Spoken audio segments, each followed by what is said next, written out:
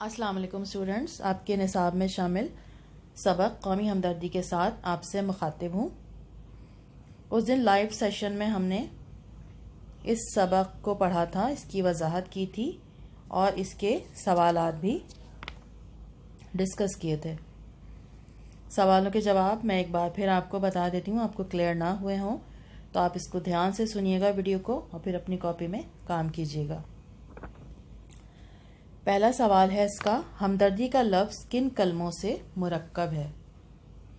سبق جہاں سے شروع ہو رہا ہے یہاں اس کا جواب ہے، ہمدردی کا لفظ ہم اور درد دو فارسی کلموں سے مرکب ہے۔ درد کے معنی دکھ اور تکلیف کے ہیں اور ہم کا لفظ اشتراک کے معنی دیتا ہے۔ اشتراک یعنی ایک ساتھ ہونا، تکلیف میں دکھ میں کسی کے ساتھ ہونا، کسی کا ساتھ دینا۔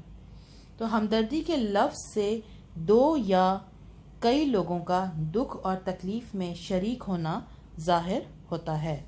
یہ اس سوال کا جواب ہو گیا۔ دوسرے سوال پہ آتے ہیں، ہمدردی سے کیا مراد ہے؟ اسی کی اگلی لائن میں دیکھیے، اس کا جواب آپ کو یہیں سے مل جائے گا۔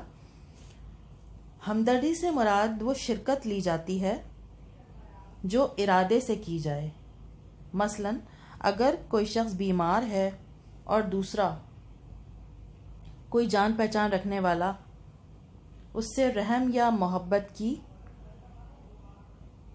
محبت سے پیش آئے، یہاں پر لکھا ہے اس کی دوا دارو کرتا ہے۔ اس کو ہم اگر آسان الفاظ میں کریں تو یہ اس طرح ہی ہوگا کہ اس سے ہمدردی کرے، تسلی کے کچھ بول دے یا اس کی عیادت کے لیے چلے جائے، تو کیا ہوگا کہ دوسرے کو ہم پہلے کا ہمدرد کہیں گے، یعنی اس شخص نے اس بیمار شخص سے ہمدردی کی، تو یہ آ گئے ہمدردی کے معنی۔ تیسرا سوال ہے اس کا، انسان میں اگر ہمدردی کا جذبہ نہ ہو تو کیا ہوگا؟ اس سوال کے جواب کے لیے صفحہ نمبر 25 پہ آئیے۔ صفحہ نمبر 25 پہ تیسرا پیراگراف، ہمدردی انسان میں اس لیے پیدا کی گئی ہے کہ کارخانہ دنیا کا انتظام درہم برہم نہ ہونے پائے، کیونکہ انسان اپنی ضروریات میں سے ایک دوسرے کے محتاج ہیں۔ ایک کی گاڑی دوسرے کی مدد کے بغیر نہیں چل سکتی۔ اگر انسانوں میں ہمدردی نہ ہو تو یہ تمام کارخانہ درہم برہم ہو جائے۔ کارخانہ یعنی دنیا کا نظام، آپ کارخانے کی جگہ یہ بھی لکھ سکتے ہیں کہ دنیا کا نظام درہم برہم ہو جائے، تباہ و برباد ہو جائے۔ سوال نمبر 4 پہ آتے ہیں، کن خیالات نے دنیا کے تنزل اور ترقی پر اثر کیا ہے؟ تنزل اور ترقی ایک دوسرے کی ضد ہیں، ایک دوسرے کے اپوزٹ ہیں۔ اس سوال کے جواب کے لیے صفحہ نمبر 26 پہ آئیے، جہاں پر ہمارا سبق ختم ہو رہا ہے، وہاں کی آخری لائنوں میں دیکھیے، دو خیال ہیں جنہوں نے دنیا کے تنزل اور ترقی پر بہت اثر کیا۔ ایک خیال تو یہ کہ ہم کچھ نہیں کر سکتے اور دوسرا خیال یہ کہ سب کچھ کر سکتے ہیں۔ اب جو پہلا خیال ہے کہ ہم کچھ نہیں کر سکتے، تو جن لوگوں نے اس خیال پر عمل کیا تو اس کا کیا نتیجہ ظاہر ہوا کہ انہوں نے واقعی کچھ نہیں کیا، ان کی زندگی بالکل ایسی گزری جیسے بیکار حیوانوں جیسی زندگی۔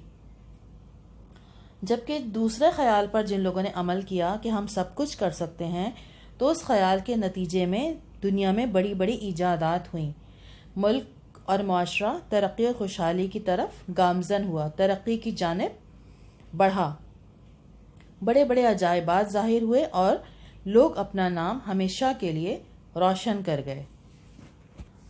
سوال نمبر 5 پہ آ جائیے، حیوانات میں ہمدردی کس طرح پائی جاتی ہے؟ کوئی 2 مثالیں دیجیے۔ صفحہ نمبر 25 پر حیوانات کس طرح سے ہمدردی کرتے ہیں ایک دوسرے کے ساتھ، ان میں ہمدردی کا جذبہ کس طرح پایا جاتا ہے، صفحہ 25 پر اس کا ذکر کیا گیا ہے۔ تیسری لائن ہے اس کی، دیکھیے ایک مثال تو یہ اس کی ہو گئی، جنگلی بطخوں کا غول جب کسی کھیت میں اترتا ہے اور وہاں کسی طرح کا کھٹکا نہیں پاتا، یعنی کسی قسم کا خطرہ محسوس نہیں کرتا، تو وہ کیا کرتے ہیں کہ سب کے سب ایک صف باندھ کر دانا چگتے ہیں، مگر ان میں سے ایک بطخ نوبت با نوبت اپنے ہم جنسوں کی چوکسی کرتی ہے۔ نوبت با نوبت کا مطلب ہے باری باری، اپنے ہم جنسوں کی، اپنے ساتھیوں کی چوکسی یعنی چوکی داری کرتی ہے۔ آپ اسے آسان الفاظ میں بھی لکھ سکتے ہیں۔ وہ کیا چوکی داری کرتی ہے کہ کوئی آ نہ جائے، انہیں کوئی خطرہ نہ ہو، اور وہ اس وقت تک پہرا دیتی رہتی ہے، ایک دانہ بھی نہیں کھاتی جب تک کہ تمام اس کے ساتھی دانہ نہ چگ لیں۔ یہ ایک مثال ہو گئی بطخوں کے غول کی۔ دوسری مثال اس میں دی گئی ہے چیونٹوں کی۔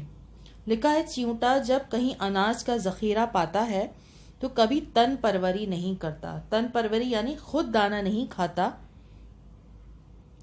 خود کھانا نہیں شروع کرتا وہ، بلکہ اسی وقت اپنے ساتھی چیونٹوں کو خبر کر دیتا ہے، ہم جنس یعنی اس کے ساتھی، اور تھوڑی ہی دیر میں وہاں پر لاکھوں چیونٹوں کو جمع کر لیتا ہے۔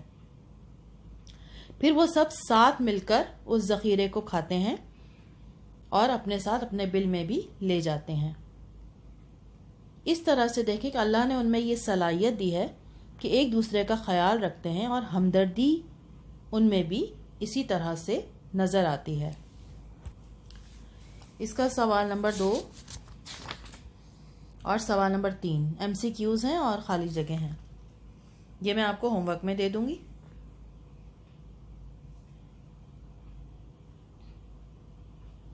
اب ہم تھوڑے قواعد کی طرف آ جاتے ہیں۔ صفحہ نمبر 29 پر آپ کا ہے سوال نمبر 5، درج ذیل جملوں میں جملہ اسمیہ اور جملہ فعلیہ کی نشاندہی کیجیے۔ اور یہاں پر یہ 4 جملے دیے گئے ہیں جس میں آپ کو جملہ اسمیہ جملہ فعلیہ بتانا ہے کہ کون سا جملہ اسمیہ ہے اور کون سا جملہ فعلیہ۔ مگر یہ کرنے سے پہلے میں آپ کو بتاؤں گی جملہ اسمیہ کیا ہوتا ہے اور جملہ فعلیہ کیا ہوتا ہے۔ صفحہ نمبر 29 پر دیکھیے، ایسا جملہ جس میں کوئی خبر ہو اسے جملہ اسمیہ کہتے ہیں، یعنی کوئی خبر دی جا رہی ہو جس میں کسی اسم یا ضمیر کی خبر ہو وہ جملہ اسمیہ کہلاتا ہے، اور وہ جملہ جس میں کسی اسم کا کام بتایا جا رہا ہو وہ جملہ فعلیہ کہلاتا ہے۔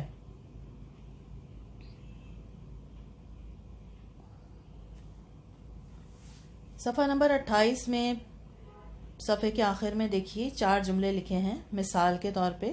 پہلا جملہ ہے عدیل آیا۔ اس میں عدیل نے کیا کام کیا کہ عدیل آیا، تو یہ کون سا جملہ کہلائے گا؟ جملہ فعلیہ، یعنی اس کا کام بتایا گیا اس میں۔ جملہ نمبر 2 دیکھیے، اس کا نازیہ اچھی بچی ہے۔ یہاں اسم کے بارے میں، نازیہ کے بارے میں صرف بتایا جا رہا ہے، خبر دی جا رہی ہے کہ وہ اچھی بچی ہے، تو یہ جملہ ہو گیا جملہ اسمیہ۔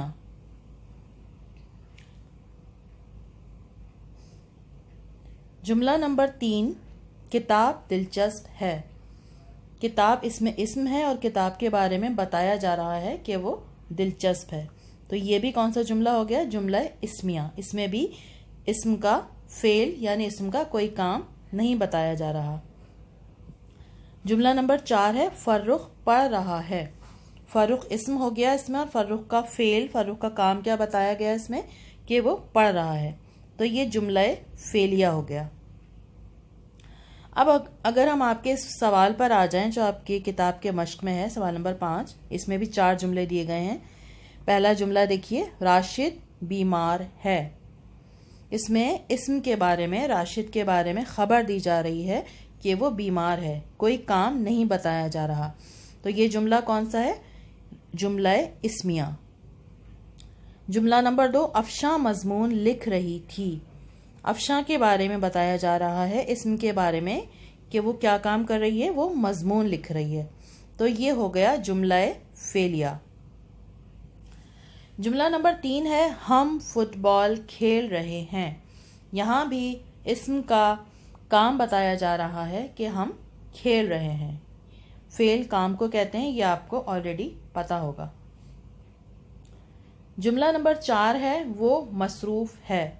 सिर्फ इसम के बारे में बताया जा रहा है, ख़बर दी जा रही है कि वो मसरूफ़ है, कोई काम इस जुमले में नहीं बताया जा रहा, तो ये जुमला इस्मिया हो जाएगा।